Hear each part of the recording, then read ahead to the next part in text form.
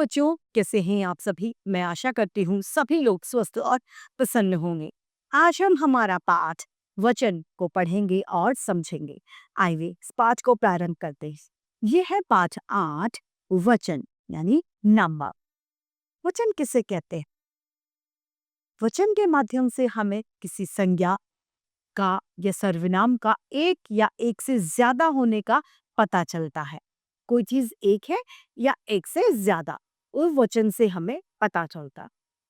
यहाँ पर दिए गए चित्र को ध्यान से देखिए और मैदान में जो कुछ दिखाई दे रहा है उनकी संख्या लिखिए। औरतों की संख्या 1 2 3 4 5 5।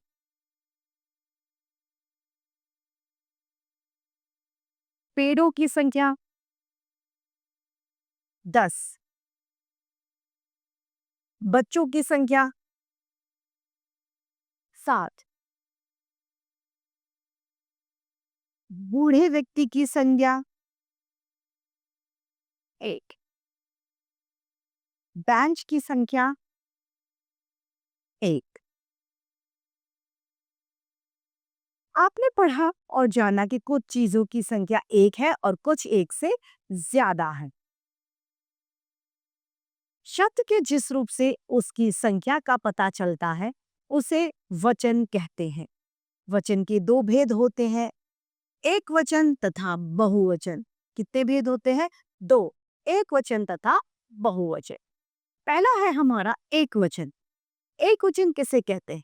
एक वचन जिसमें हमें एक के होने का पता चलता है। कोई भी चीज एक है, जैसे कि पेन, तो पेन एक वचन है क्योंकि पेन एक ही है। पेन, घोड़ा, बंदर, पंखा, साइकिल सभी क्या है? एक वचन के उदाहरण है। घोड़ा दौड़ रहा है, इसमें घोड़ा एक वचन का उदाहरण है। लड़की खाना खा रही है, यहाँ पर लड़की एक वचन का उदाहरण है। दूसरा है बहुवचन। बहुवचन यानी संख्या में एक से ज्यादा का बोध कराना, यानी एक से ज्यादा कितनी भी हो सकती है, शायद 2 हो, 4 हो, 10 हो, 15 हो या 20 हो, लेकिन वो एक से ज्यादा है तो वो किस में कहलाएगी? वो बहुवचन में आएगी। शब्द के जिस रूप से एक से अधिक होने का बोध होता है उसे बहुवचन कहते हैं। घोड़े दौड़ रहे हैं, यानी घोड़े यानी एक से ज्यादा का बोध हमें करा रहे हैं। बच्चे खेल रहे हैं, बच्चे अर्थात एक से ज्यादा का बोध है। इन शब्दों में घोड़े और बच्चे एक से ज्यादा का बोध करा रहे हैं, अतः ये बहुवचन के उदाहरण है। कुछ शब्द ऐसे होते हैं जो हमेशा बहुवचन के रूप में प्रयोग किए जाते हैं, जैसे कि बाल। हमारे शरीर की सिर के जो बाल हैं वो बहुवचन होते हैं हमेशा। दर्शन, हम मंदिर दर्शन गए।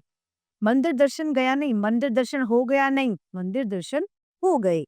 और प्राण, प्राण क्या होता है? हमारे शरीर के अंदर के जो प्राण हैं, प्राण निकल गया नहीं कहते, प्राण निकल गए। तो ये सभी शब्द जो है ये हमेशा बहुवचन में आते हैं। कुछ शब्द ऐसे होते हैं जो हमेशा बहुवचन के लिए प्रयोग किए जाते हैं, जैसे आदर सूचक जो शब्द होते हैं वो हमेशा बहुवचन में आते हैं।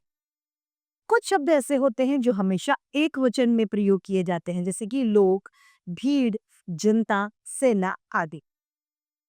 आदर वाले शब्द हमेशा बहुवचन में प्रयोग कहते हैं, जैसे कि पिताजी आए। पिताजी आया नहीं कहते, हम क्या कहते हैं? पिताजी आए। आदर की वजह से उन्हें बहुवचन का प्रयोग किया जाता है। एक वचन से बहुवचन बनाते समय अंत में लगी मात्राएं बदल जाती है। अब यहाँ पर वचन तालिकाएं दी गई हैं। एक वचन तथा बहुवचन।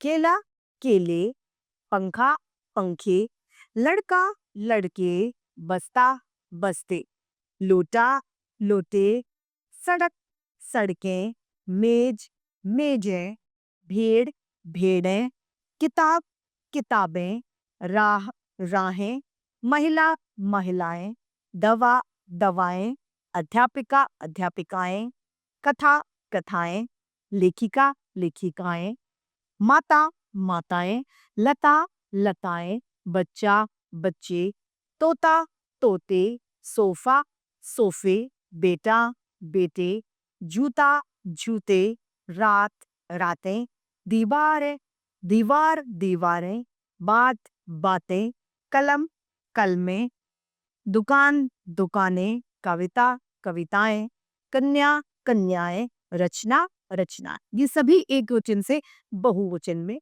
परिवर्तित हैं। इसी के साथ ये पाठ समाप्त होता है। आइए इसे संक्षेप में दोहरा लेते हैं।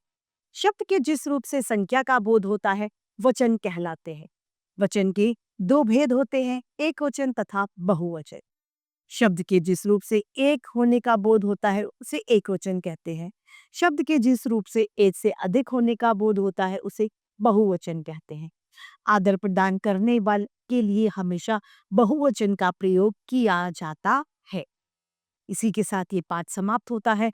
मैं आशा करती हूँ आप सभी को यह पाठ भलीभांति रूप से समझ में आया होगा। आज के लिए इतना ही। फिर मिलते हैं। धन्यवाद।